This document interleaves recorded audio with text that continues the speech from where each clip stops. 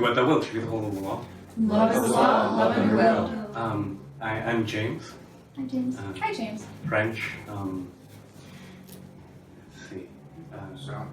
Sorry? Yeah, so I'm James French. My background is mostly in the Golden Dawn and also O.T.O.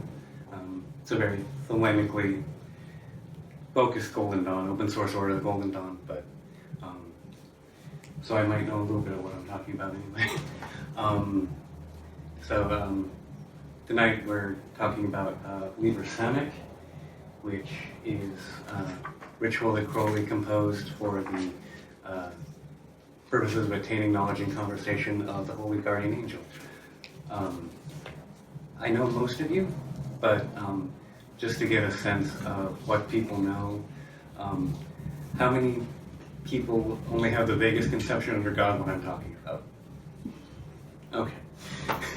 How many people at least know enough that that they won't be completely confused when I start throwing around terms like ruach and banishing pentagram? We won't be? Won't be. Won't be, okay. Okay. And how many are just here to throw rocks at me because of my horribly diluted understanding of the language of magic and probably life in general? If you like having rocks. Okay. Only if you like it, though. Okay. Throw rocks at you, Ben. All right. That being said, go into a little background, and we'll start with the easy stuff. The Holy Guardian Angel. Liber Samekh is a ritual, as I said, composed by Crowley for the purpose of attaining to knowledge and conversation with the Holy Guardian Angel. He actually has two main texts that are for this purpose, Liber Samekh and Liber 8, which is in the Vision and the Voice. But this entity is one version of a virtually universal concept, a spirit or tutelary deity who guides the individual on their spiritual path. The idea goes all the way back even to Plato. If you're familiar with Socrates' daemon, my favorite story is in Phaedrus when he's just delivered a discourse on love, and he says, "Oh wait, my daemon's telling me I'm basically full of shit, and I need to go over this again." I'm paraphrasing the Plato. In the context of personal spiritual development, the term Holy Guardian Angel was first used by the author of the Sacred Magic of Abramelin the Mage, as far as we know. The question of what the HGA is, ontologically speaking, is one of great controversy and debate, and is outside the scope of this talk, because we literally be here all night, probably into tomorrow. We're just going to go with a good. It's the working definition that I came up with. Knowledge and conversation of the Holy Guardian Angel can be thought of as an enduring, reliable experience of receiving beneficial guidance concerning one's spiritual path from a source that transcends the ordinary understanding of the individual receiving it. Does that make sense to everybody? We're kind of on the same page. In Kabbalistic terms, it can be framed as the neshama, or divine intuition, communicating through the media of the ruach, or individual psyche. Notice the plural, media. Your ruach is a complex of all the faculties attributed to the different sephirot. Intuition, emotion, intellect, astral things. Can show up in any number of ways, and it's not a great idea to have preconceived notions about what the Holy Guardian Angel is going to look like when it shows up for you. Because if you do, you'll either be disappointed, or in some cases, an entity or intelligence can actually take advantage of that and say, "Hey, I'm your Holy Guardian Angel," and when it's some sort of cliff off wanting to suck the life out of you or something.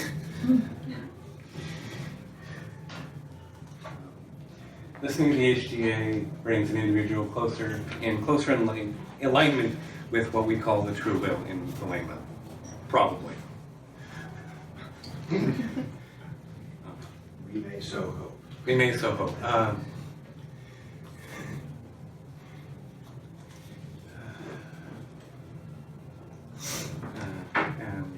Since I mentioned earlier the Abramelin Working, this was something that Crowley was heavily influenced by, and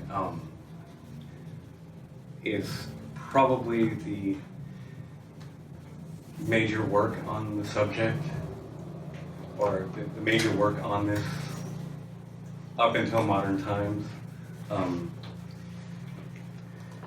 The Abramelin Working is a magical operation derived from a 15th century grimoire, variously titled the Book of the Sacred Magic of Abramelin the Mage, or the Book of Abramelin.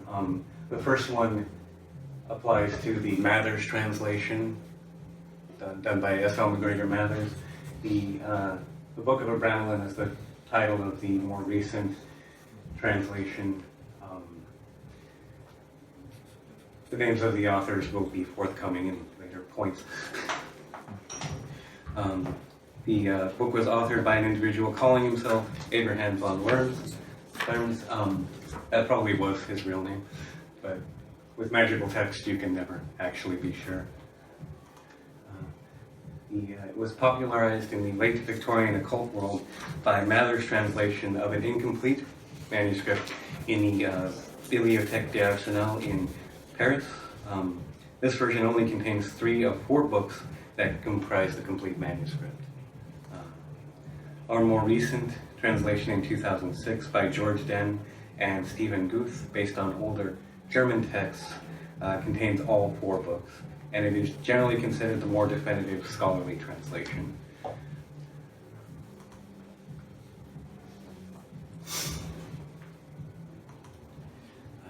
The operation itself consists of either a 6-month, in the case of the Mathers translation, or 18-month, in the case of the Den translation, magical retirement. Pretty significant difference, 3 times the length. The operator is to find a secluded house with specific characteristics. It's divided into 2 sections, a prayer room and an entrance area. The prayer room is square, with 1 window facing the rising sun and a second facing the setting sun, next to a door or an opening through which the demons can be seen. Demons who cannot or should not appear in the prayer room, in case you were confused about that. An altar, ideally of stone, in the center of the room with a 7-foot space around it. 7 feet on all sides, right? 7 feet on all sides, yes. And they're also supposed to be plants. Like plants on the periphery. Mather's translation also mentions a terrace where the spirits are to be invoked. The floor of the terrace must be covered with river sand to the depth of 2 fingers at least. Bill Heydrich suggests that this is for the purpose of divination by geomancy. That's from his Abramelin Ramble, which you can find on hermetic.com. It's worth reading. It'll be about an afternoon or 2 of your time, but it's well worth reading. There's a lot of good information and insights in there. Over the altar is a lamp filled with olive oil, and on it is an attractive incense burner of silver or brass. The space is to be cleansed of incense every Sabbath. Incidentally, so is the operator. It was the 15th century. Apparently, bathing once a week was considered sufficient. The operator is to have 2 robes, one of wool or linen that has not been washed, and one of silk. On his head is a hairband of gold silk, on which is fastened the highest names of Adonai cut from this metal, i.e. gold. Adonai, not Adon. Autocorrect. Sorry? Autocorrect. Yeah. The operation is divided into periods of 6 or 2 months. Each period consists of escalating intensity of prayer and increased withdrawal from mundane life. At the end of this process, the angel appears. Actually, you invoke them by a specific ritual that the angel will inspire for you, and the angel instructs the operator. After this, the operator spends several days conjuring and gaining oaths of service and loyalty from the demonic hierarchy. The first day you start with Lucifer, Satan, Leviathan, and Belial, and then you work down through the different servitors that those beings have on subsequent days. Kind of strange. Any idea why someone might want to do that? Well, it was the 15th century, and control of demons was popular sport. So they have no influence over you? Partly, that's a good point. Also, they are supposed to be working for you. Generally in the medieval grimoire traditions, like the Oasis and so forth, the demons are ultimately supposed to be your servants or employees. They do things for you, much like the demons helped Solomon build the temple. Yes? That's what I was saying. Oh. Yeah. Sorry. That's all right. They are then able to use the magic squares at the end of the book effectively, as well as creating their own. The end of the book is filled with these squares with different names and letters, and you arrange them in different ways, and I'm not entirely sure how it works, but Neither, it seems, as anybody else. neither it seems as anybody else. I think I also did a class on the magic squares though. Not that I understood at all. It's similar to, the system of the Kameas and planetary squares and things like that. Renaissance Sudoku, basically. You find intricate patterns and ways to make them do things for you, allegedly.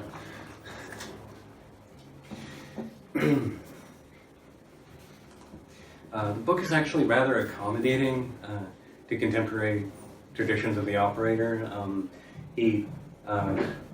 Abraham mentions that you can modify things based on whether you have to be in a city or whether you're actually secluded in the country. At its core, it is a process of turning down the volume of the external world and turning up the volume of the inner world.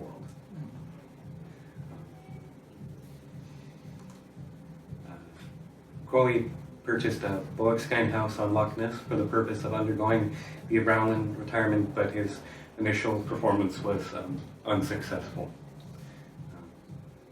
If you know anything about Crowley's life, that's actually kind of an understatement. Around this period is when the Golden Dawn blew up, and Yeah, he left it incomplete when he went to do something that matters in France, wasn't that? yes, this is when he went to France to help him basically retake the Golden Dawn, and he showed up at the Golden Dawn's temple in London and tried Was to... that when he was wearing the kilt? Yes, the kilt and the Anubis mask. Kind of an Anubis bouncer kind of thing going on. So anyway, he was distracted.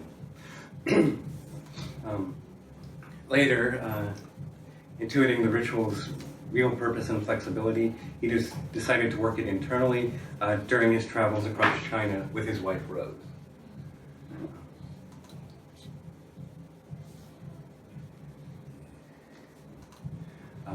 Like the Abramelin Working, Crowley prescribes a program of increasingly frequent invocations.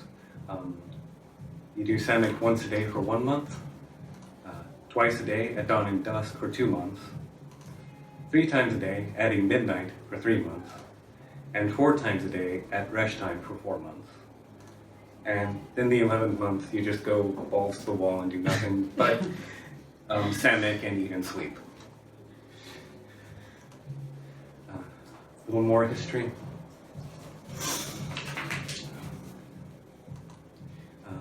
Crowley's Liber Samekh is an adaptation of the Bornless ritual, itself an adaptation of a rite of exorcism found in the Greek magical papyri. It's a collection of Greek magical texts from the Greco-Roman Egypt, which date from the 2nd century BCE to the 5th century CE. Unfortunately, there aren't really good specific dates for individual texts in the papyri, because you'll notice that's a good 700-year span. Some of the names you can kind of suss out based on the fact that there's not a lot of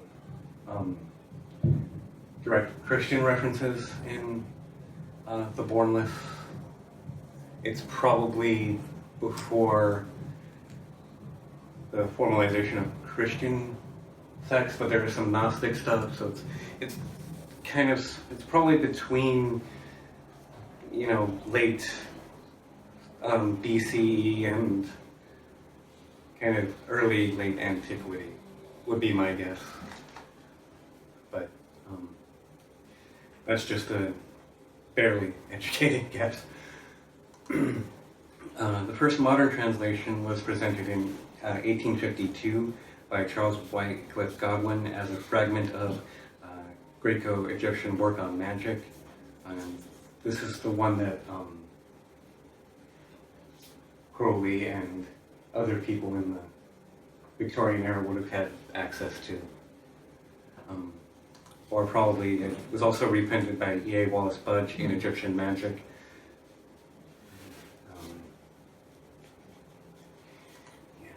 A more recent translation of the original rite was made by Hans Dieter Ditz, entitled The Stele of Jehu the Hieroglyphist. Crowley included it as the Bornless in his printing of S.L. McGregor's Mather's translation of the Goetia as the preliminary invocation. Speculation indicates that Crowley may have learned of and used the rite with Alan Bennett, his mentor in the Golden Dawn.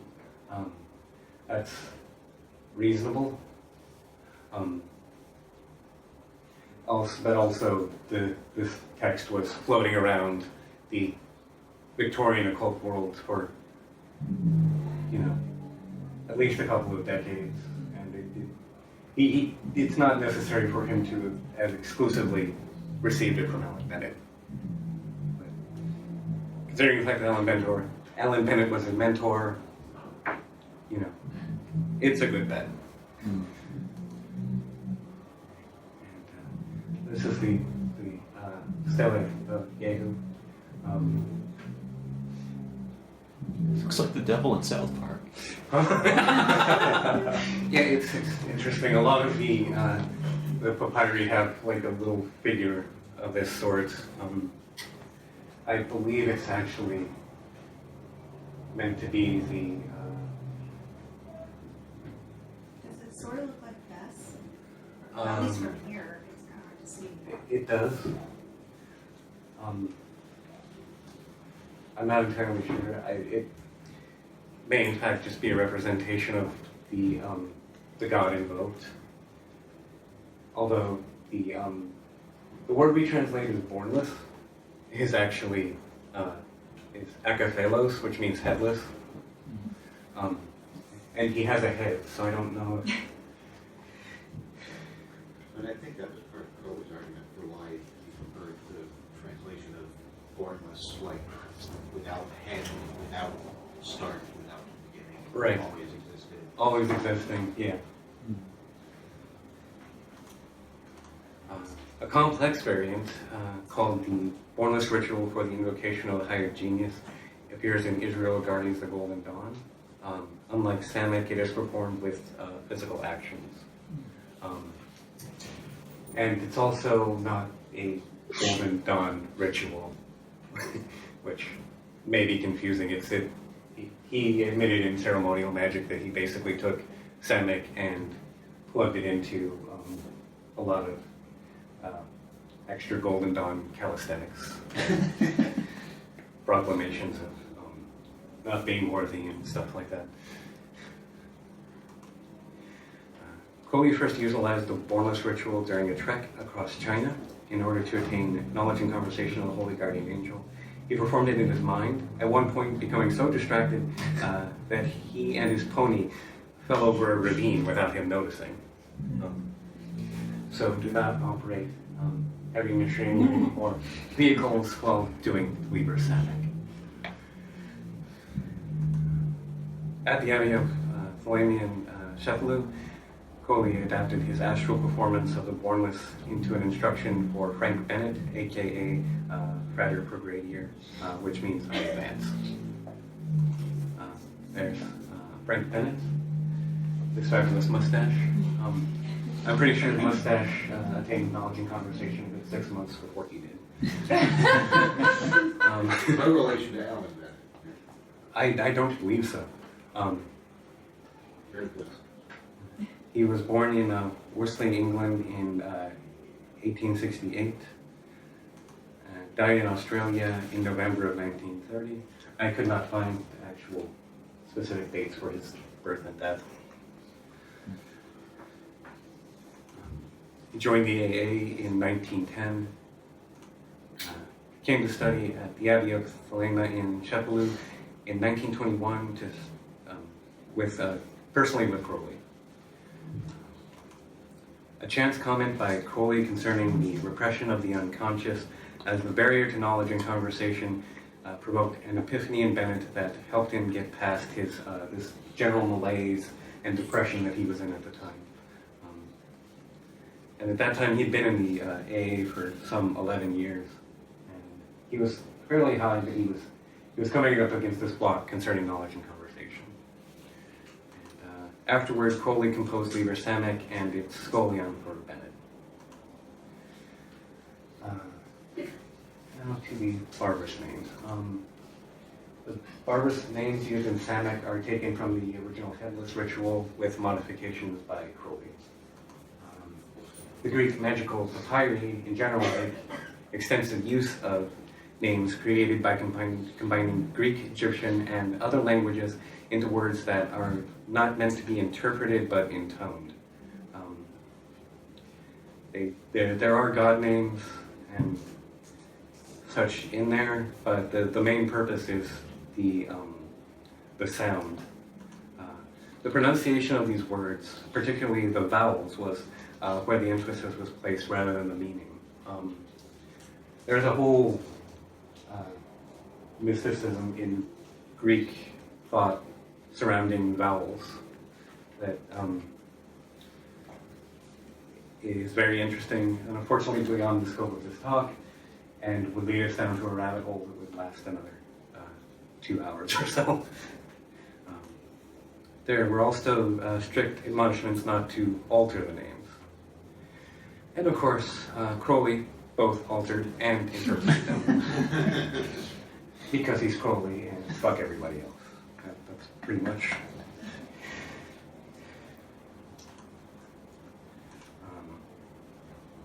Come on. You know you want to. Okay.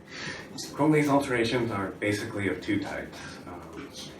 Changes that reflect what he thought were the correct Egyptian names where he identified them, and changes that allude to some aspect of Thelema. So he didn't change them, he corrected them, if that sounds familiar. His interpretations are partly etymological, partly Kabbalistic, and partly pure poetic fancy. There's one notorious interpretation that gives many students pause and many fundamentalist Christians grist for their propaganda mill.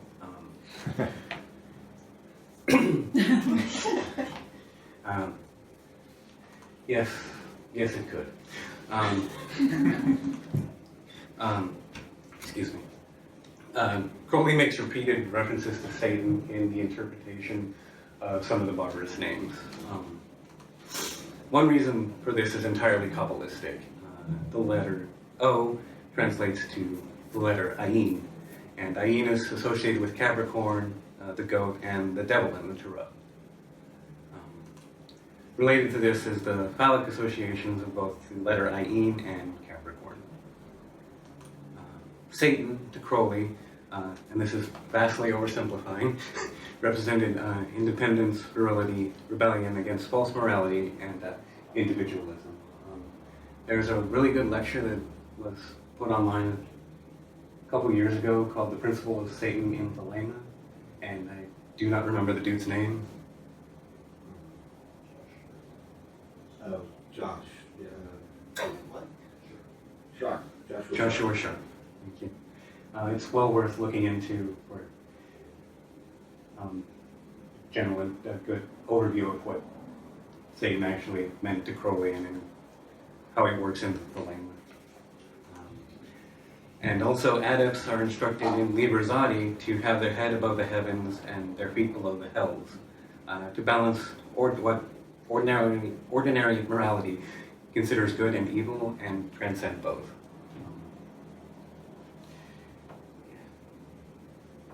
Anybody have any other thoughts on that? There's also the error in doing it just because it pisses people off. Yeah, there's also the Crowley wanting to mess with people. Goes back again to because fuck you. Yeah, because fuck you, that's why. Yeah. I think you get a question. Sorry. Yes. Just wondering if this conception of Satan would lead Kenneth Grant to his writings on the night side and the cliff hop. It probably didn't hurt. I'm not entirely familiar with Kenneth Grant, but definitely this side of Crowley's work influenced his thinking. What would become the left-hand path? Yeah. Thought that would follow. Yeah. Exactly. Yes. So do you think that he was atoning the vow there, or actually saying Satan during the ritual? No, he wouldn't actually be saying Satan. Yeah, it'll become clear what I mean when we get into the names. Okay, now on to the ritual itself. Oh, can I ask a quick question? Certainly. So, I remember earlier on you were laying out the different months according to Crowley. So he made it 12 months, or 11? 12 altogether. He did make it 12. So did he ever actually do a full 12 months? Because I don't think he was in China for that long. When he was doing it in his head. Well, yeah, a lot of Crowley's comments are, I think, kind of after the fact and things he thinks would be a good idea. I'm uncertain about how much he did what we would call beta testing. I mean, he clearly did some version of Liber Samekh, but whether or not the version we're looking at now is questionable. And fortunately, I'm not familiar enough with his diaries to know if he actually went through every step. It's also not always necessary to go through the entire 12-month or 18-month or however many month process. Sometimes you start this sort of thing and you get results quicker than you expect. It kind of depends on the individual and where they're at and what they're ready for.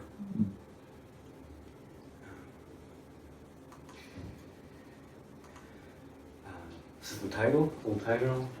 Liber Samekh, Diergia Goetia Sumna, Congressus cum Demone, subfigure 800. Samekh is the 15th letter of the Hebrew alphabet. Means 10th peg. Well, sometimes does mean arrow. The value is 60. Attributed to the path between Yesod and Tiferet on the Tree of Life. You can see it at the darker one. It crosses the Veil of Paraketh, which is a kind of liminal space between Netzach and Hod and Tiferet up there.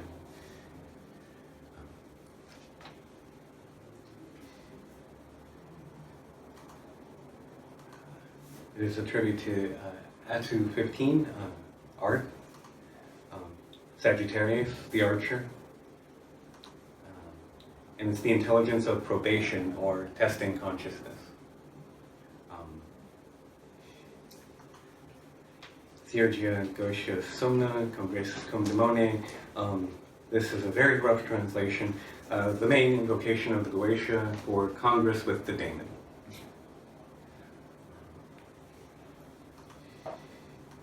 800 equals Kesheth, above, which refers to, among other things, the rainbow of promise from Genesis 9:12 through 17. The lower three paths on the Tree of Life form a bow that fires the arrow of aspiration across Samekh to Tiferet. And we can see in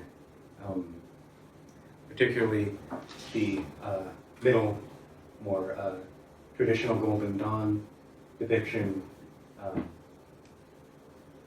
She's standing on the string of the bow, ready to fire it across the veil.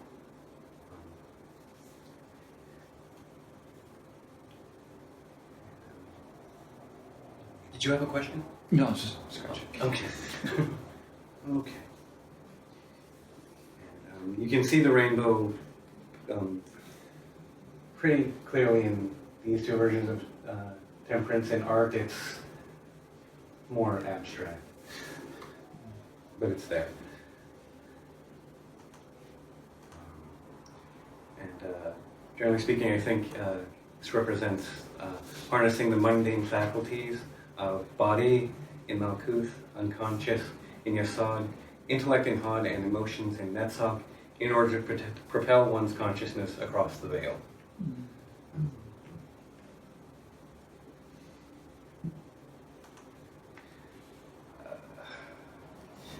The will symbol, there's in the Scholion to the ritual, Crowley prescribes formulating a symbol to represent the adept's will, or dynamic aspect of their creative self. It is to be in the form of that bodily vehicle of the Holy Ghost, which is sacred to Baphomet, by its virtue that concealeth the lion and the serpent, that his image may appear adorably upon the earth forever. Any idea what he's talking about? Any thoughts? I have my own, I'm just asking. When in doubt, it's a dictum. When in doubt, it's a dictum, yeah. It sounds like I don't want to say. Well, it's yeah, the phallus is a very reasonable interpretation given Baphomet and the general language around lion and serpent and the Holy Ghost. These things generally represent phalluses and semen in Crowley's overall lexicon, but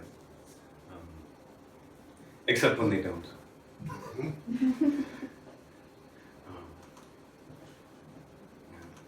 Possible symbols, obviously a phallus. Also go with a caduceus, a lance.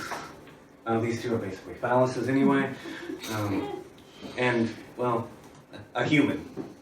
Because, you know, a human also conceals and is a home to all these things. And generally speaking, and that's where I would go with it, mainly because when I'm trying to visualize dancing around a circle, I don't really like having extra stuff in my hand.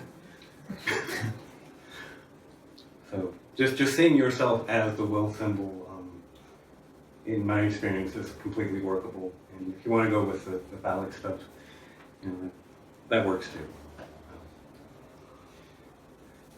None of this is really set in stone, because again, it's mostly post hoc, and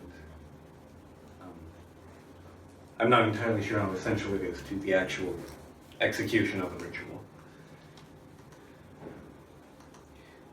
Crowley says, let then the adept extend his will beyond the circle in this imagined shape, and let it radiate with light proper to the element invoked, and let each word issue along the shaft with passionate impulse, as if its voice gave command thereto that it should thrust itself leapingly forward. Let also each word accumulate authority, so that the head of the shaft may plunge twice as far as for the second word as for the first, and 4 times for the third as the second, and thus to the end. Moreover, let the adept fling forth his whole consciousness thither. Then, at the final word, let him bring rushing back his will within himself, steadily streaming, and let him offer himself to this point as Artemis to Pan, that this perfectly pure concentration of the element purge him thoroughly and possess him with its passion. So the wilt symbol could easily be an arrow. Yes, it could.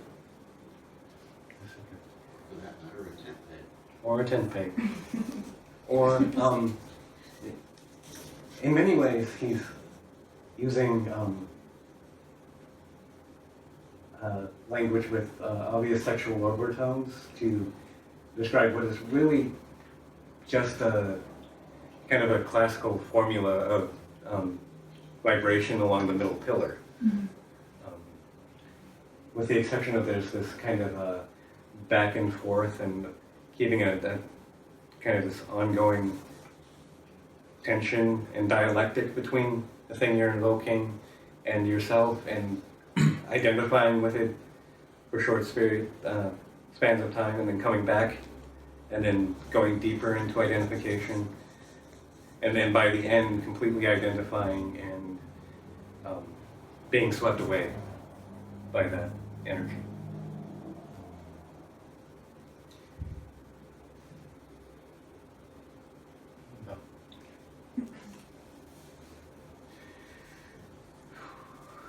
Before we move on to the oath, does anyone have any questions or thoughts?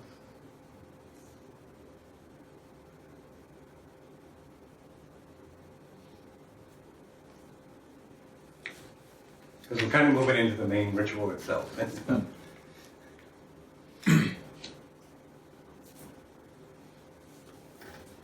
Okay. So, when you start the oath, this is a representation of the circle he means to use.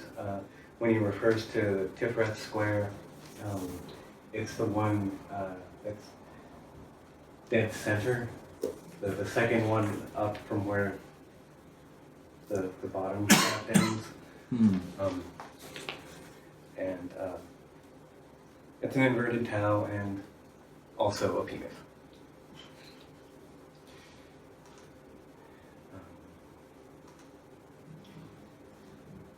Let the Adeptus Minor be standing in this circle on the square of Tiferet, armed with his wand and cup. But let him perform the ritual throughout in his body of light. He may burn the cakes of light or the incense of Abramelin. He may be prepared by Liber. What Liber? What? 175. 175, excuse me. The reading of Liber 65 and the practices of yoga. He may invoke Hadith by wine and strange drugs, if he so will. That one is there to remind me that both he and Crowley and I agree that if you're going to drop acid and do Liber Samekh, make sure you know how to drop acid and do Liber Samekh separately. In other words, to make sure you know how to do both things independently of one another Before merging. before attempting both skills at the same time. Unless you're particularly adventurous. He prepares the circle. Sorry? If you've never successfully milked a cow, you don't have the first time to be on stage. Yeah. Is that a saying? It is now. He prepares the circle by the usual formulae of banishing and consecration, etc. He recites section A as a rehearsal before his holy guardian angel of the attributes of that angel. Each phrase must be realized with full concentration of force, so as to make samadhi as perfectly as possible upon the truth proclaimed.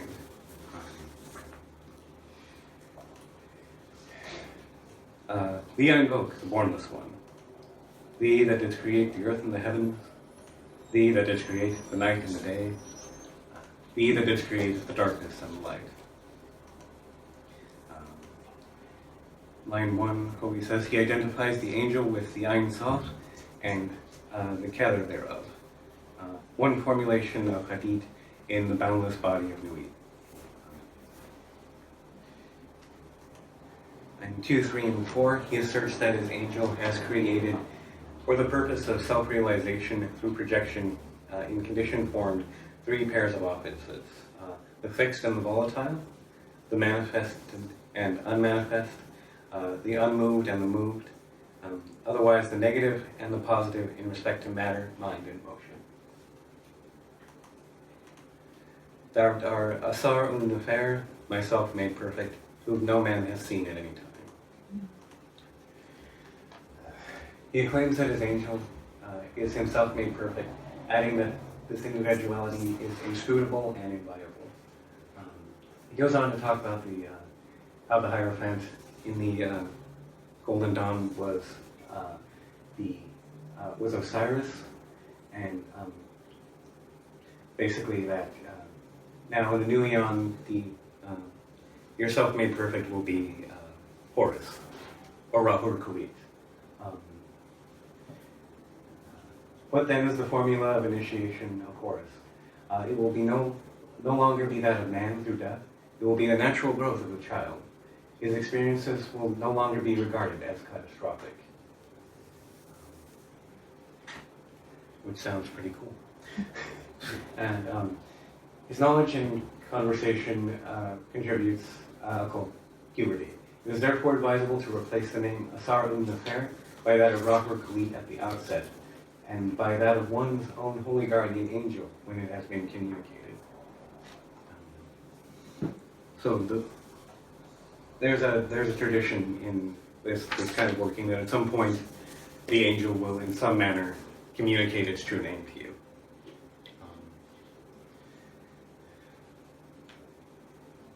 And then you can spend a great deal of time dissecting it with gematria and other techniques to see what the angel is trying to tell you by their name. Thou art Iabez, the truth in matter. Thou art Iapafras, the truth in motion. Thou hast distinguished between the just and the unjust. Thou dost make the female and the male. Thou dost produce the seed and the fruit. Thou dost form men and women to love one another and to hate one another. Oh dear God. Way too small. Sorry. He hails him as Bez, the matter that destroys and devours Godhead for the purpose of the incarnation of any God. He hails him as Apophras, the motion that destroys and devours Godhead for the purpose of the incarnation of any God. The two combined action of these two devils is to allow God, the God upon whom they pray, to enter into enjoyment of existence through the sacrament of individual life, bread, the life, flesh of Bez, and love, wine, the blood or venom of Apophras. This is an interesting little set of interesting little doctrine in and of itself. There's a lot of language throughout Crowley, particularly in Liber 65, where the action of speaking or becoming or devolving into existence is seen as a corruption on one level and a creation on another.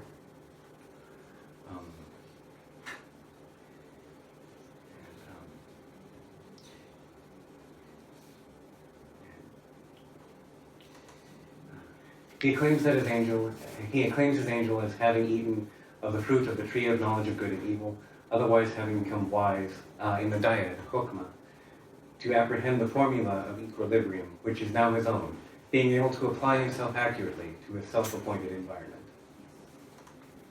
He claims his angel as having laid down the law of love as the magical formula of the universe, that he may resolve the phenomenal again into its nominal phase by uniting any two opposites in ecstatic passion. And we can see he's kind of, in this passage, he's setting up a theme that runs throughout a lot of the Scholion is the idea of separating out and bringing back together, solve et coagula.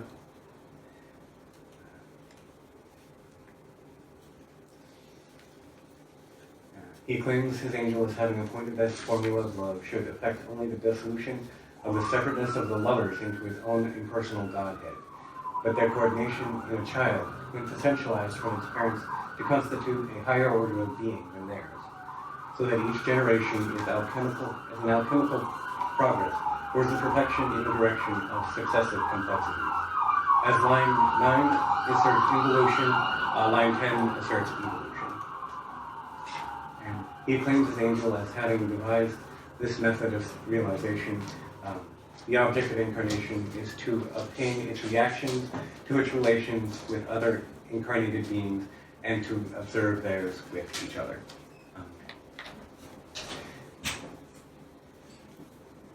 Does anyone have any thoughts on point 11? I know it's hard to read.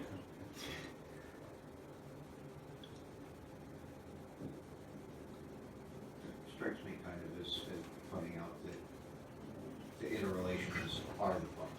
The path is the goal.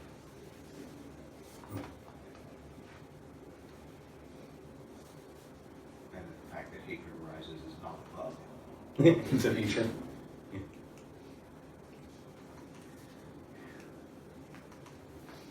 I am Ankh-Kansu, thy prophet, unto whom thou didst commit thy mysteries, the ceremonies of Khem.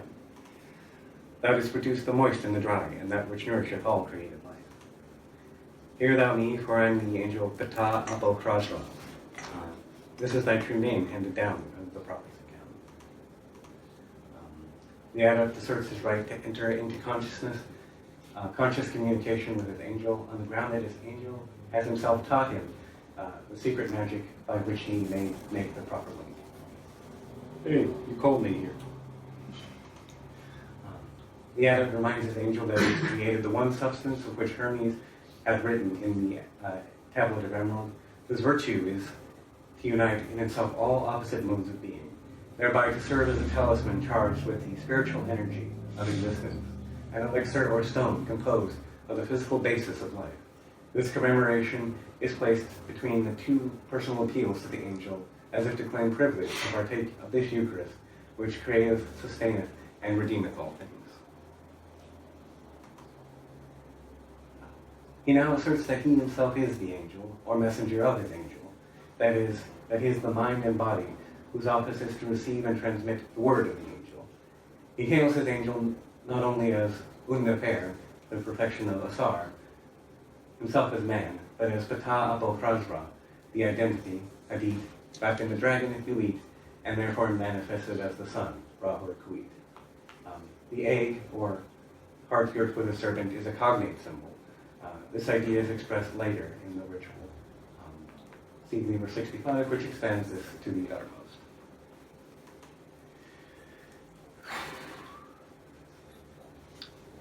Are there any thoughts or questions before we move on to the actual elemental invocations?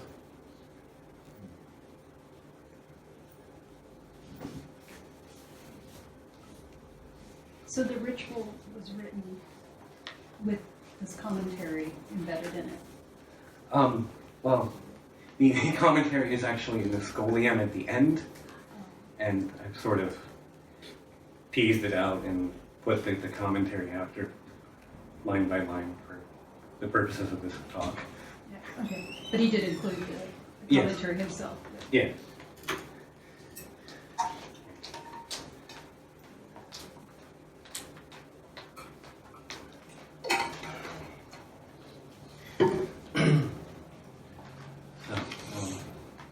the invocations. Again, this is done entirely in the body of light, with the exception really of the vibration of the names. Obviously you can do that mentally. I have never found it very satisfying. The names feel better out loud. But probably if you were doing it like, and like, almost like a mantra, would it be like you're doing it all day long? Yeah, Then it would just become like. the background. Yeah, and I guess you could still do it with power, but I mean, I just think that. I get what you're saying, but I think if you're really into the invocation, you do like Yeah. all the time. Probably 6 months in, you'd find that you don't need to really do it out loud. Yeah. Or for that matter, can't. The motion around the circle is widdershins, or counterclockwise, which, for, you know, your kind of typical white lighty Western magician may sound kind of freaky, but there's actually a tradition in the Greek magical papyri. It's an interesting overlap where invocations done for divine aid are actually done counterclockwise. And arguably, Widdershins only means clockwise in the northern hemisphere because it's against the sun and the sun appears going.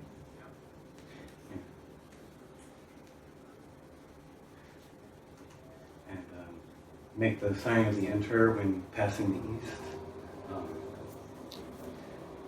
Does everyone know what the sign of the Emperor looks like? Okay. That's the sign of the Emperor. Normally you would answer with the sign of Harpocrates or the sign of silence. In this case, you're circumambulating and you just kind of walk through it. Or imagine yourself walking through the motion. Is it when you're passing the east, or is it when you go by bullskin or something like that? Yes. Okay. Just a little difference. Magical east is in the direction of Boleskine for purposes of most Crowley. Okay. Yeah, just Eastish. Just don't try to get it compass with the longitude. No. Conveniently around here, they happen to line up pretty well. At each point, make invoking spirit pentagram, rend the veil, and visualize the sigil. You'll see them when we get into the invocation. It's the if you ever seen the Invoking tablets, they're the symbols at the top of each tablet. Draw the invoking elemental pentagram and vibrate the god name, and make the great sign for each element. Don't worry, I've put everything out.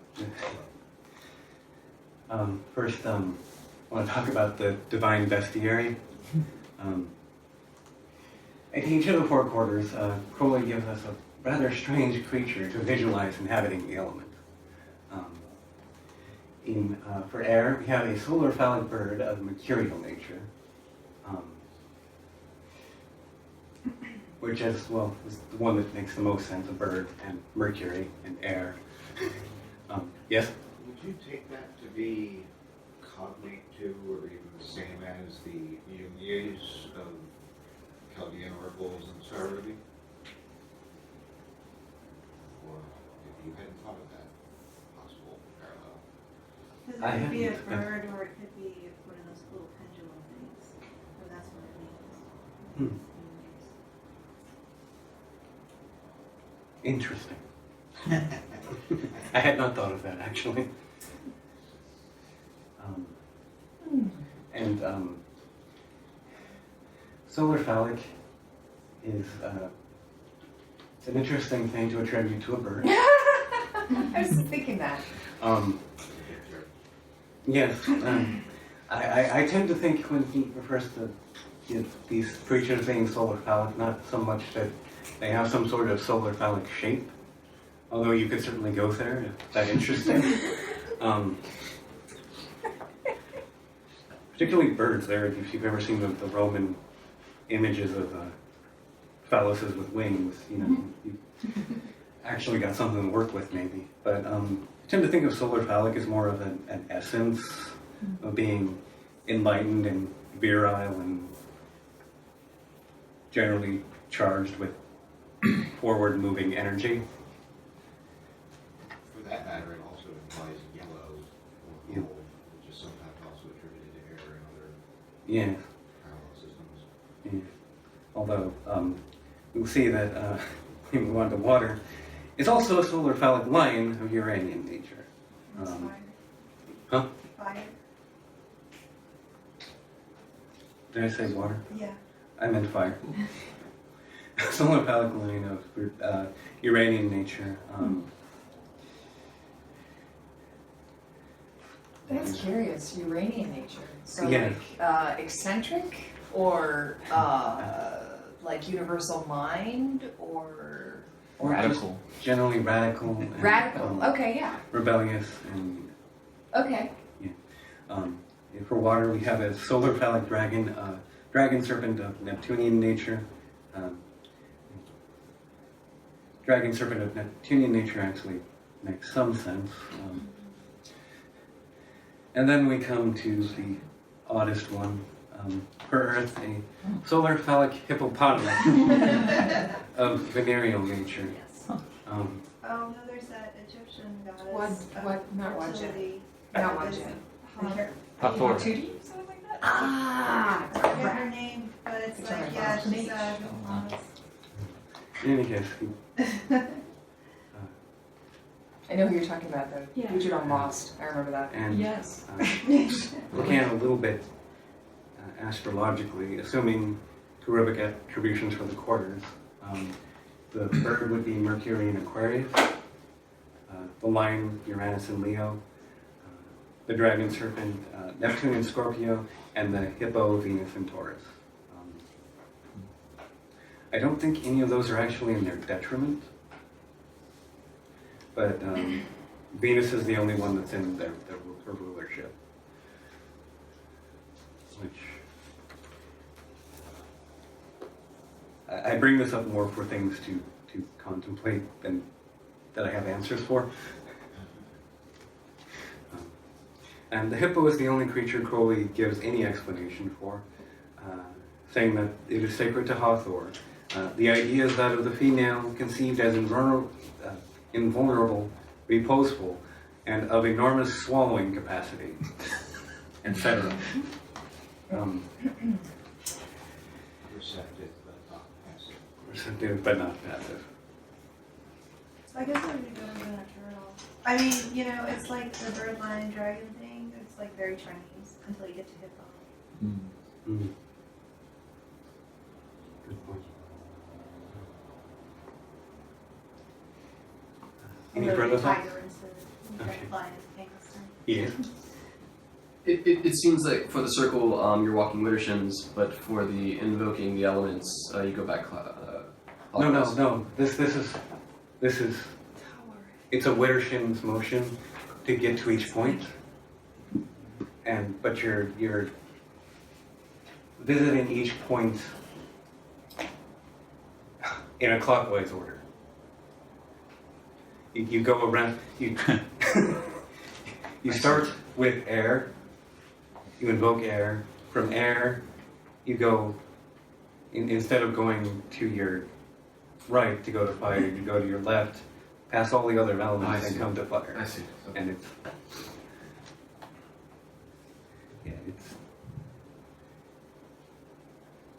it's a confusing kind of motion if you're not. Is this like, did Kat, I think, was describing Star Sapphire and why you're going reverse there and where the elements are, and it's because you're doing it from the position of the sun instead of a human being on Earth? I think they're regular. That's Is it regular? Yeah, Yeah. that's regular. Maybe this is the same reason. It could be. Arguably, you're not only going from the position of the sun, but also upside down. Ups, right. It could be. but I'm not sure. You compare it to Reguli later. Um, moving on to the start of the actual invocation. So you would, this is the invoking active spirit pentagram. You start at the bottom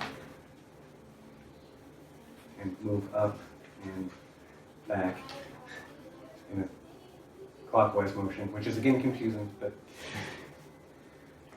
what can I say? It's magic. And while you're in this case, while you're making the motions with your arms, it's when you vibrate the name. So it would be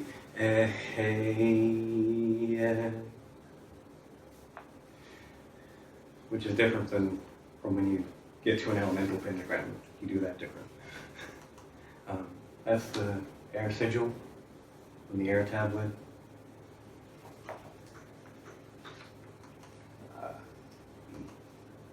Air invoking pentagram with Bauhe Bauhe. The circle is where you start, the arrow is where you're going.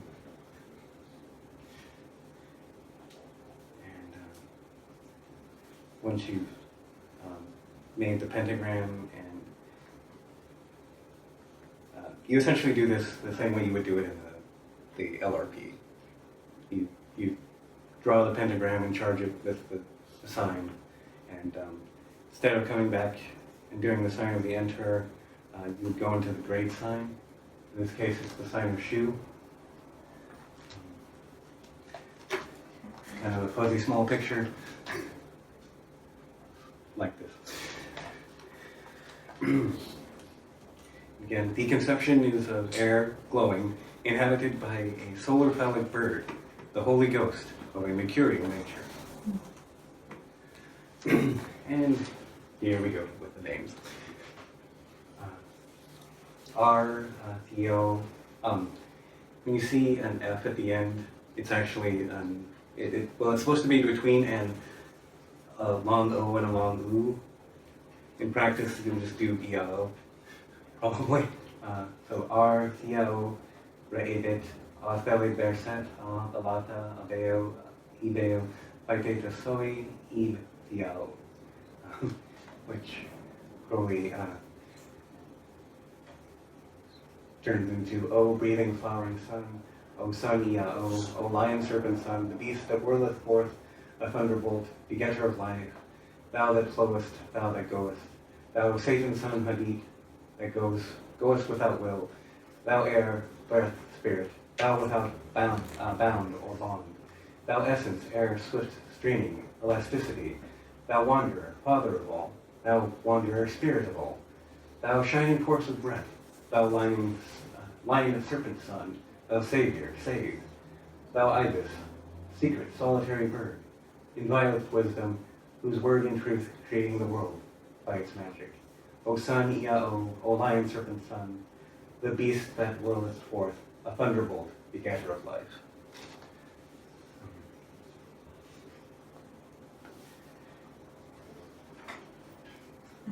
I have found these things to be interesting to keep in the back of your mind, but not horribly definitive in any way. You can kind of see where he got some of them. It's not entirely clear in this one. But,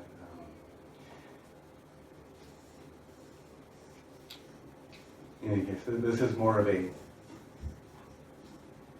at least I found it to be more of a kind of poem that I read afterwards. I don't know. Has anyone else thought about this at all? Used it in their work in any way? Yeah. I can say it's nice to read. Yeah. I don't I think it's helpful to know a little bit about what, if you just have the intonations, whatever they're called, are they invocations or intonations? Both, actually. So then, you wouldn't have like something to understand it, but I think like the poetry on the right, I don't say all that, but then at least I know kind Yeah. of what I'm talking about. Yeah, you wouldn't be saying Uh-huh. this because, once you start,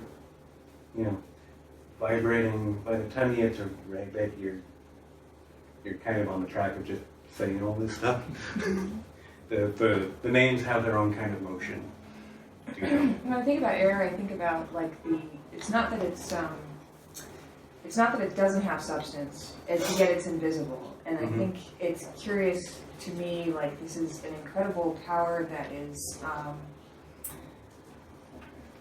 it's like incredibly potent and powerful, but it's just kind of like it's the fastness or the movement of it, as opposed to like something solid that you could touch that has texture. It has texture, but you wouldn't. It's beyond like the texture that you could feel with like 5 sensory or almost like a primeval force,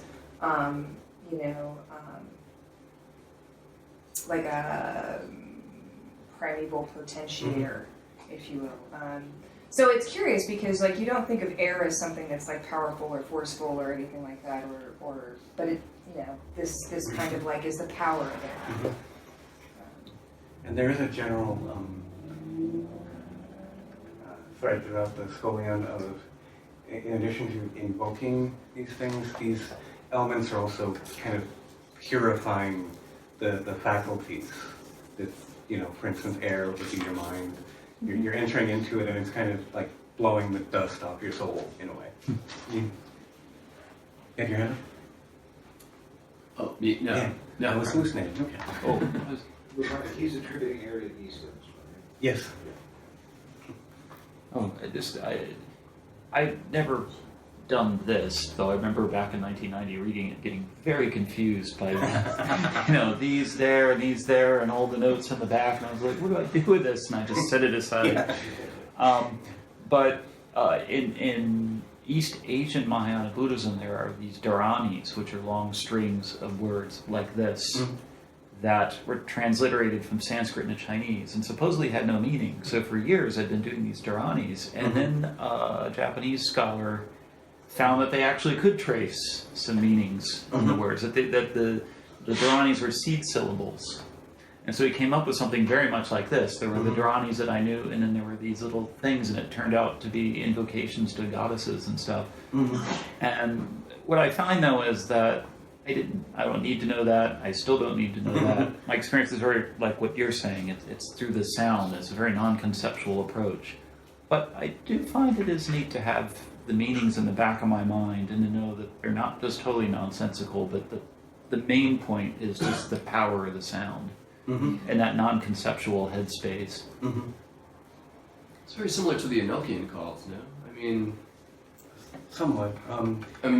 The point, of course, the power rests in the intonation, but of course the intention in the script is required as well. Just kind of something to understand as you're intoning, but not to understand it as clearly, definitively, as you said. Yeah. The difference being that line by line, like say are equals exactly O breathing flowing sun. I think that's an interpretation that is helpful, but I don't see it defined in that way. I don't think that's actually going to be ultimately helpful. I think it's ultimately going to be a hindrance if that's the only approach that you take. That's my opinion. I think in this case you're looking more at like is attributable to, whereas in Enochian it's translates as. Yeah, sure. Enochian does have like actual words, and a grammar and everything. But you can kind of see where he's coming from, like, breathing, flowing sun, he's got Aleph and Resh. Aleph is air, Resh is the sun. Breathing, flowing sun. That's a pretty straightforward one, actually. In charge.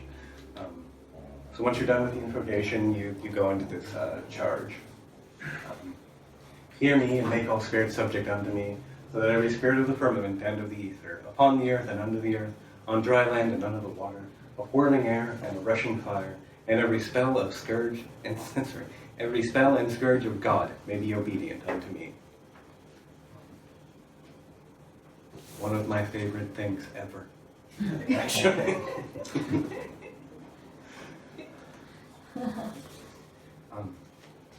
From the Scolion, in this sacrament, being wholly at one with the element, let the adept utter the charge, hear me, and make, etc., with the strong sense that this unity with the quarter of the universe confers upon him the fullest freedom and privilege pertinent thereto.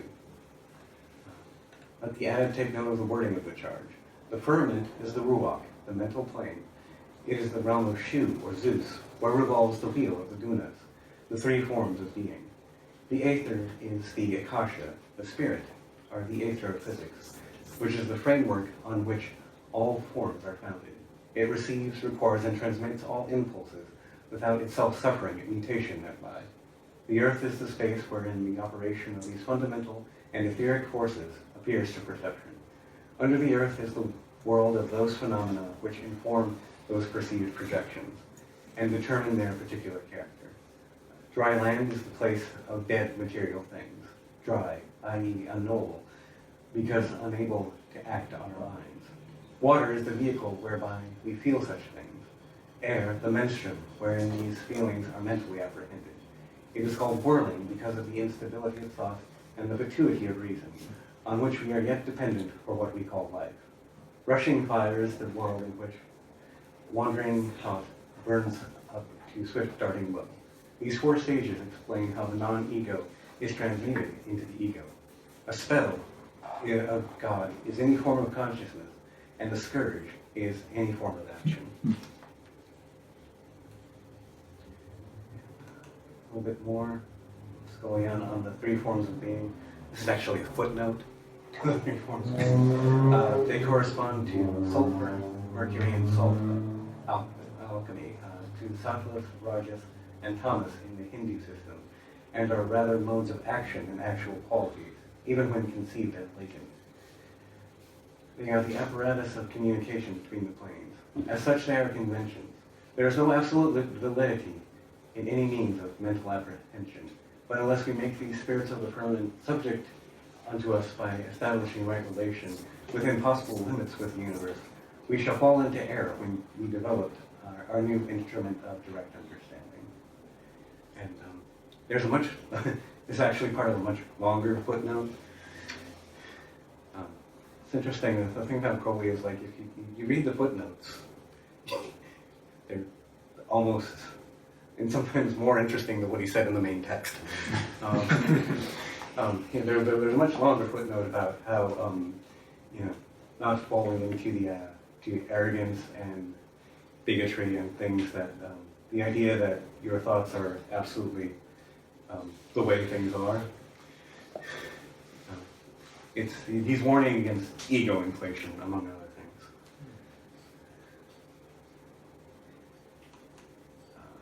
Action C, fire. Got the active pentagram again, and that's the fire sigil. Fire invoking pentagram with Elohim. The fire sign. You can see what the hell she's doing. This is the fire sign.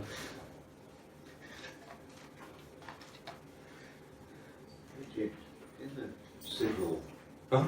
in the sigil, are those flag figures generally taken to be like Those are backwards yuds? those are yods, yeah. They're backwards though, aren't they? Yes.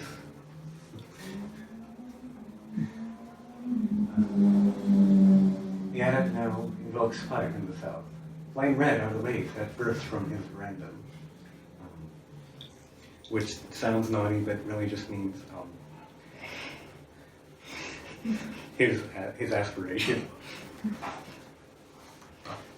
The conception of fire, glowing, inhabited by a solar phallic line of Uranian nature. And this one is short. I invoke thee, the terrible and invisible God, who dwellest in the void places of the spirit. Aro gogo ru abrao, sato madurio, palarthio, o I be. Thou spiritual son, Satan, thou eye, thou lust, cry loud, whirl the wheel, O my father, O Satan, O son. Thou, the Savior, silence, give me the secret, give me suck, thou phallus, thou son. Satan, thou eye, thou lust, Satan, thou eye, thou lust, Satan, thou eye, thou lust. Thou self-caused, self-determined, exalted, most high. It's pretty clear what he was doing with the O, which is repeating the same thing over and over again. And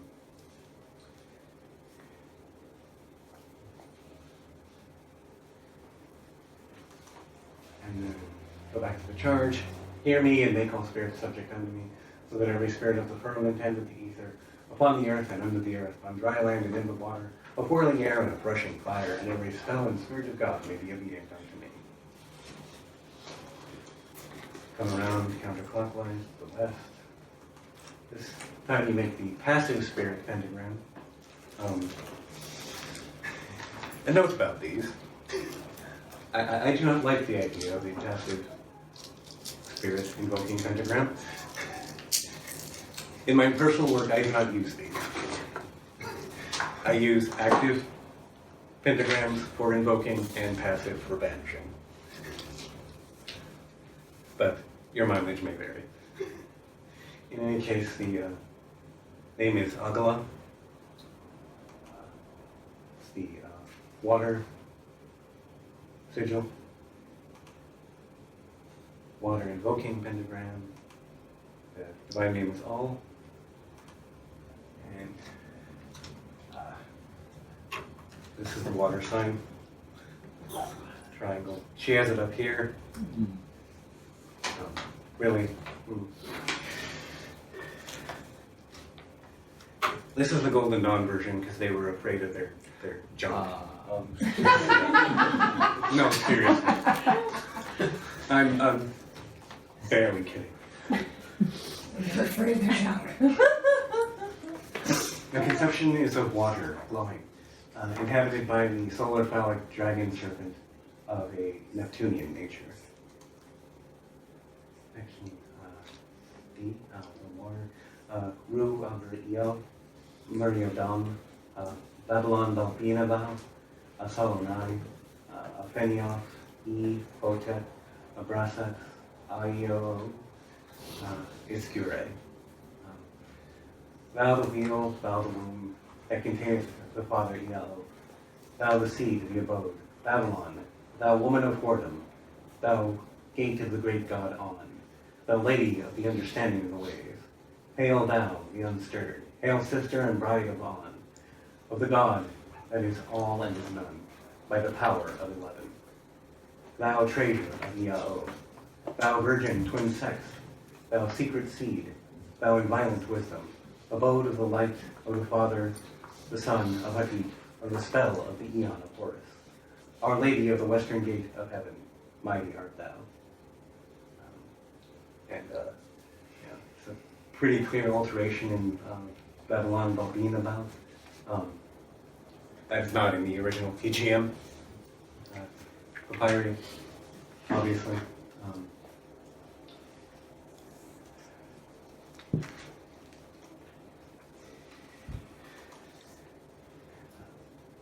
Mighty and bornless one, hear me and make all spirits subject unto me, so that every spirit of the firmament and of the ether, upon the earth and under the earth, on dry land and in the water, of whirling air and of rushing fire, and every spell and scourge of God may be obedient unto me. And move on to... So it's curious to me that the connection of water with the Neptunian dragon. When I consider the force of water, like I'm thinking of Apophis, and I'm thinking also of even like Tiamat, because water is also the origination place, and the fact that the sky is thought of as a sea, right, which Ra travels on, you know, and someone said to me once that water is like, you know, the strength of water is that it has the ability to wear away mountains, but slowly over time, so that you never really suspect the force until you're confronted with it, you know, in like massive quantities. And so when you said, you know, you do the invoking spirit pentagrams, when you're doing invocations, you don't do anything passive, not active as opposed to passive. I think that's also very, like, I think that we're talking about the elements, we're talking about like the primeval force of all the elements, including those that we would consider feminine, soft. Also, when it comes to like fish and lizards, we're talking about like biological creatures that are very kind of like quirky in their sexuality as opposed to like mammals. Like they have the ability, like there's, you know, like the roles reversed for cichlids, right? It's the men who take care of the like the little egg sacs, and the women go out and hunt the food. You know, dinosaurs, right, can make themselves male or female, right? And certain lizards can as well, depending upon. So the virgin twin sext, I think, is also very interesting because this is definitely feminine, but it's feminine that has the capacity of masculinity. It may be hidden, but it's also definitely a quality of the. Anyway, just some thoughts. Cool. Thank you. Yeah, dude.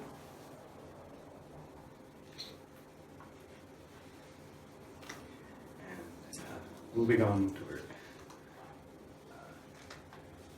our friendly passive pentagram, Agla. It's the Earth sigil. Pretty clearly just a diagram of Malkuth, actually. Earth invoking pentagram, Adonai, and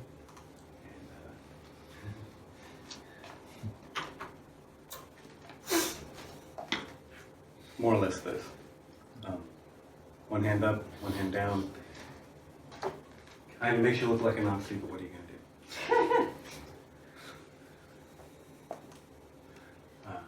He goes to the north to invoke Earth. Flowers of green flame flash from his weapon. The conception is of Earth, glowing, inhabited by a solar phallic hippopotamus of venereal nature. Just sacred to Thor, the ideas of the female conceived of as invulnerable, repulsible, of enormous swelling capacity. Didn't realize I was being that protected. I invoke thee, Ma, Bareo, Eol, Kotha, Authoribalo, Abreo. O Mother, O Truth, thou Mass, hail thou art that, hail thou that art, thou Hollow One, thou Goddess of Beauty and Love, whom Satan, beholding, desireth. The Fathers, male, female, desire thee.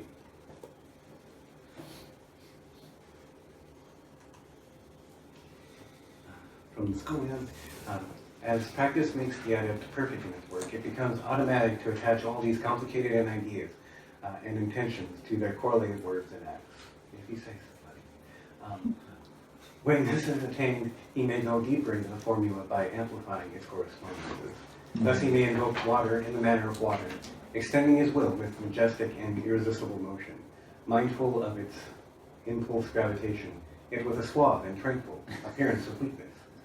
Again, he may apply the formula of water to its particular purpose as it surges back into his sphere, using it with conscious skill for the cleansing and calming of the receptive and emotional elements of his character, and for the solution of sweeping away all those tangled weeds of prejudice which hamper him from freedom to act as he will.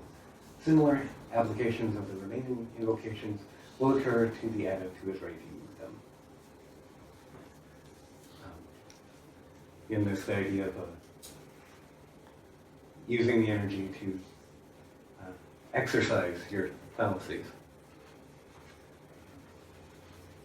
faculties, and fallacies. Hear me and make all spirits subject unto me, so that every spirit of the firmament and of the ether, upon the earth and under the earth, on dry land and in the water, of whirling air and rushing fire, and every spell and scourge of the god may be obedient unto me.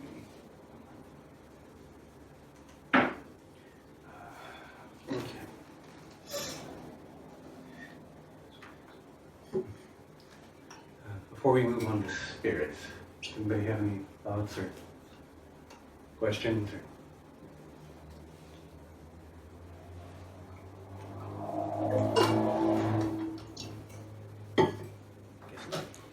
Oh, All of that was among the parts that you're really just recommended to be doing in the body of light and not physically. right. Yes. If you can keep track of all that. Well, yeah, there are a lot of moving pieces, and it's This is not a beginner ritual. no. Yeah, you do kind of need to have your magical shit together for this one. At the very least, you need to have memorized a couple dozen symbols and gestures. All right. So you, after this, the adept now returns to the Tiferet square of his town and invokes spirit, facing toward Bolexheim east by the active pentagrams. The sigil called by the active pentagrams.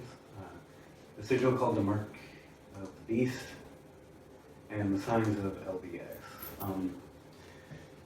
Okay, so for the Mark of the Beast, if you were doing this physically, you'd probably just draw that little bit in the middle with the sun, with the moon, and so forth under it.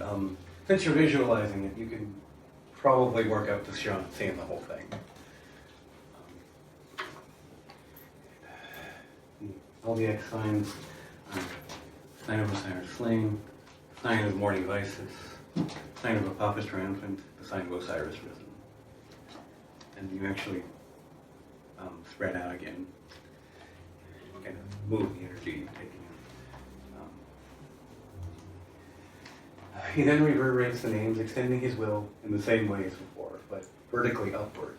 At the same time, he expands the source of that will, the secret symbol of self, both about him and below, as if to affirm that self, duplex as is its form, reluctant to acquiesce in its failure to coincide with the failure of belief.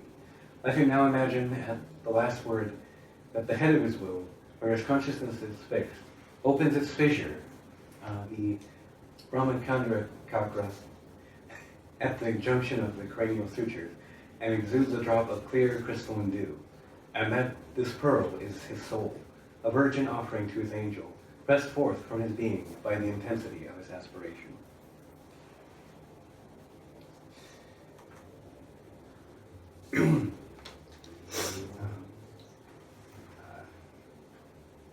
Eo, Aleo, Bas Alm, Isak, Sabao.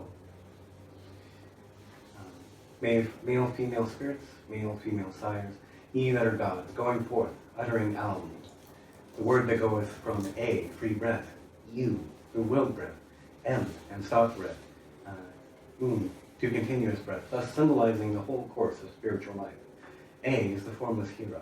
U is the sixfold solar sound of physical life. The triangle of soul being entwined with that of the body. M is the silence of death. In is the nasal sound of generation and knowledge. Identical point. Yuit, Adit, Rahur Kuit. Hail, great wild beast. Hail, Iao. As you can see in the middle there, he decided to go on a bit of a lecture about the word owl. If we take Sama as the Hebrew, is the more like direct translation of that word of ghosts, or just a Yes, it is.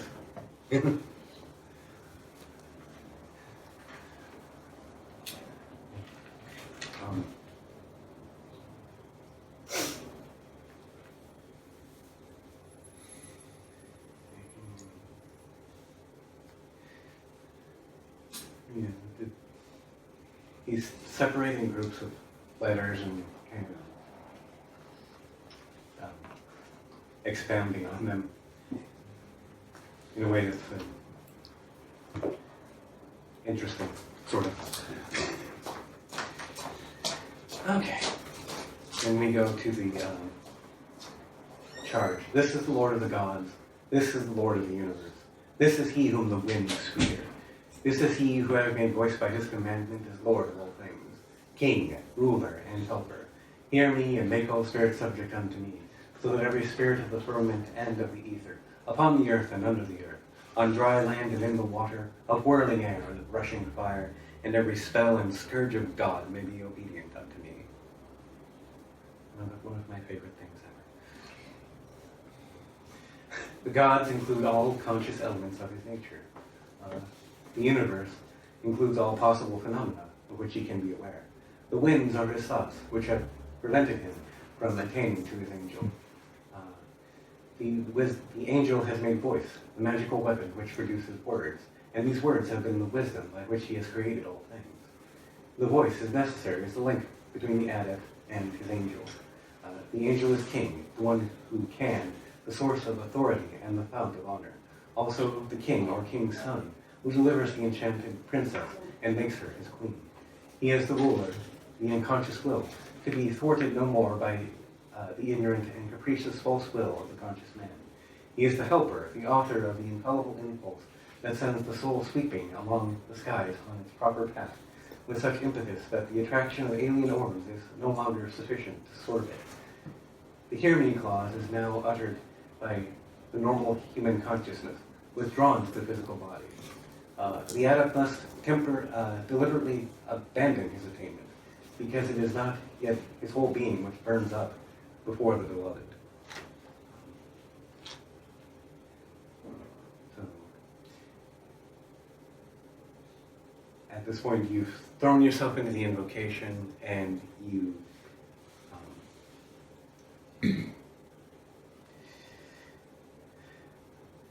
are coming back to a point of somewhat normal consciousness.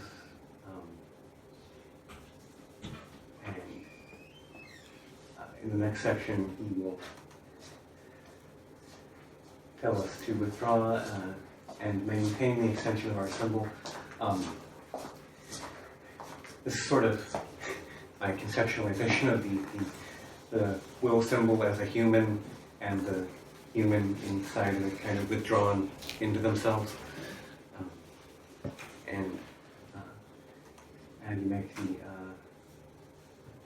passive pentagram on where could these?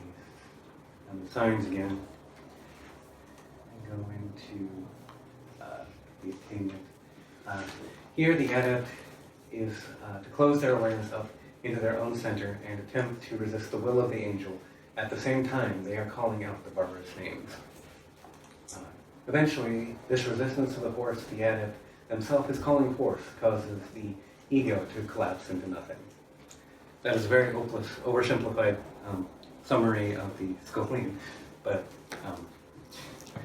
the basic idea is, again, reflecting on this tension of always going out and coming back to yourself, in this kind of dialectic that produces a tension that eventually collapses on itself, and you reach something like samadhi or gnosis or what have you. But all being dead to sense, who then is able to strive against the angel?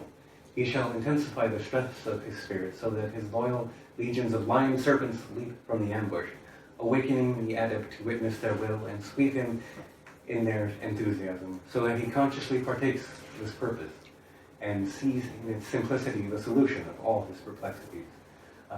Then shall the adept be aware that he is being swept away through the column of his will symbol, and that his angel is indeed himself, with intimacy so intense as to become identity, and that not in a single ego, but in every conscious element that shares in that manifold uprush.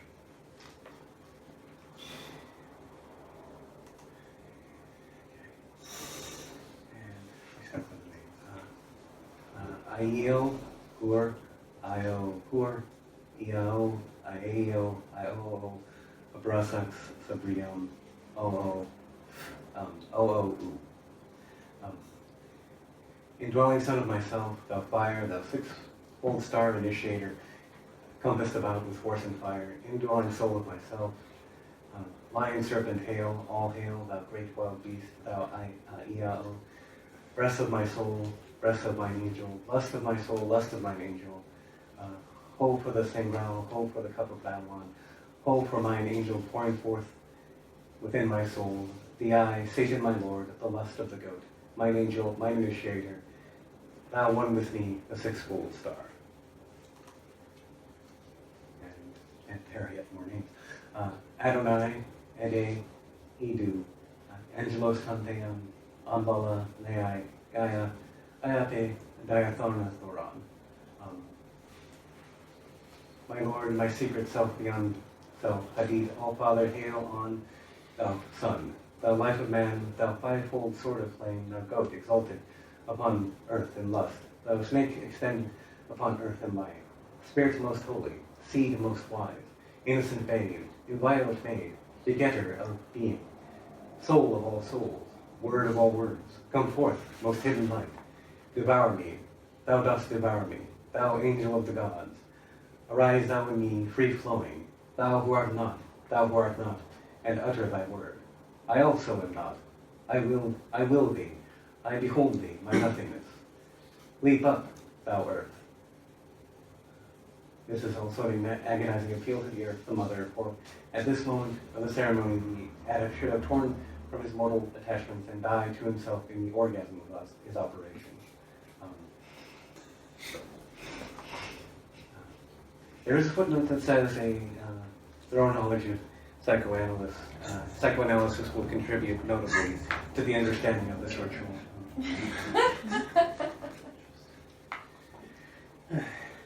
Thou exalted one, it leaps up, it leaps forth, i.e. the spiritual semen, the adept's secret ideas drawn irresistibly from their hell by the love of his angel. Lo, the splashing out of the seeds of immortality. And when he's talking about the spiritual semen as the secret ideas, there's a bit where he mentions that if any of these ideas should obsess the adept, it could in fact overwhelm him and actually keep him from hearing his angel properly.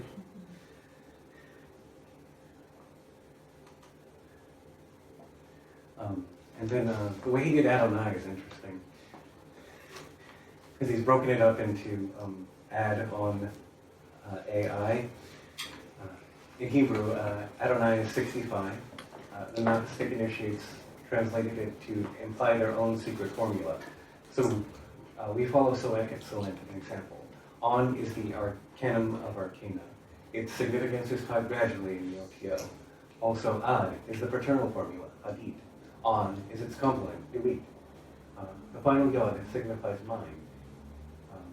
Etymologically and essentially the mercurial, transmitted hermaphroditic virginal seed, the hermit of the Tarot. The use of the name there is therefore to invoke one's own inmost secrecy, considered as the result of the conjunction of Duit and Hadid. If the second A is included, its import is to affirm the operation of the Holy Ghost and the formulation of the babe in the egg, which precedes the appearance of the hermit.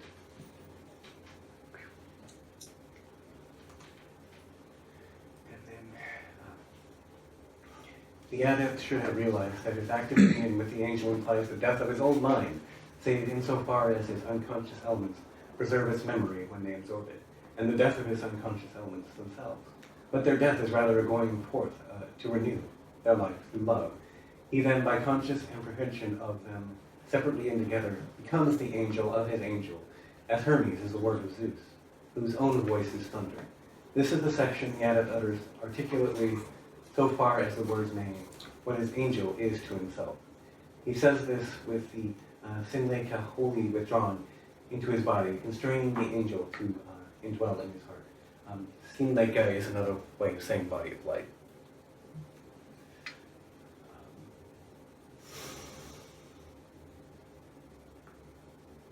Essentially, oversimplifying drastically, this is the point where you identify with your angel fully during the ritual. I am he, the bornless spirit, having sight in the feet, strong in the immortal fire. I am he, the truth. I am he who hateth that evil should be wrought in the world. I am he that lighteneth and thundereth. I am he from whom is the shower of the life of earth. I am he whose mouth ever flameth. I am he, the begetter and manifester unto light. I am he, the grace of the worlds. The heart girt with a serpent is my name.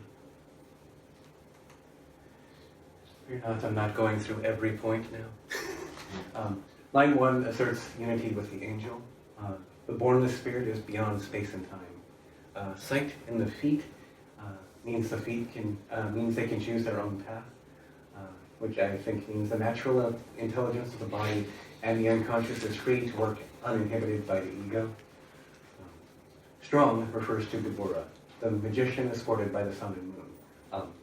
Gimel is moon. B, that is the magician, and Resh is the sun. You can see what he means by that. Indicates the adept as a mediator between polarities, supported by but transcending both. The immortal fire is the creative self. Line 2.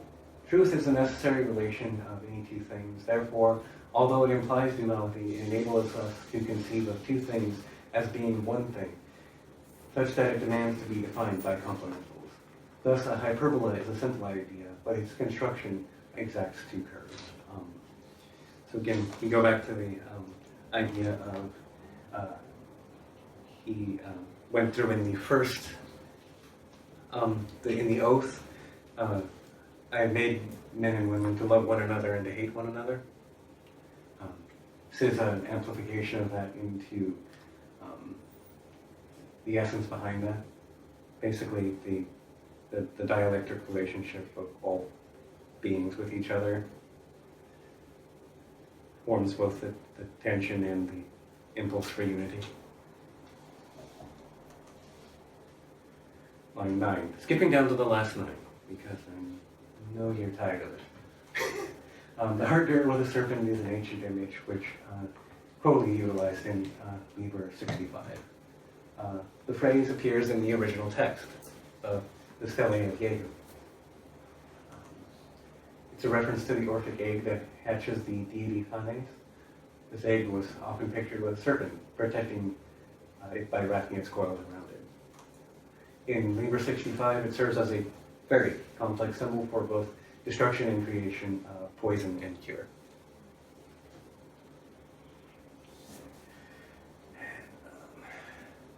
So, the charge to the spirit is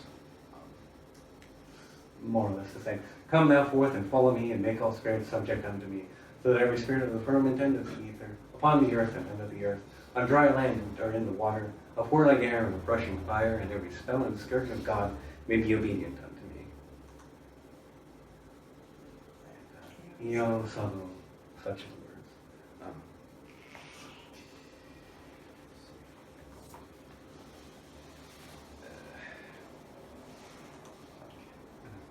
Summary. Liber Samekh is a powerful advanced ritual. You've probably gotten that idea by now. Ideally, it would be performed as the culmination of the work of a progressive system of initiation, or at least progressively getting to know each element and balancing them out. Because it's essentially a solve et coagula of your psyche, and if you don't know what the pieces are called, don't know how to identify them, putting them back together is more difficult. That being said, do what that will. Executed properly with due preparation, it can be an amazing experience. Also, read the footnotes. Read the footnotes. Read the footnotes.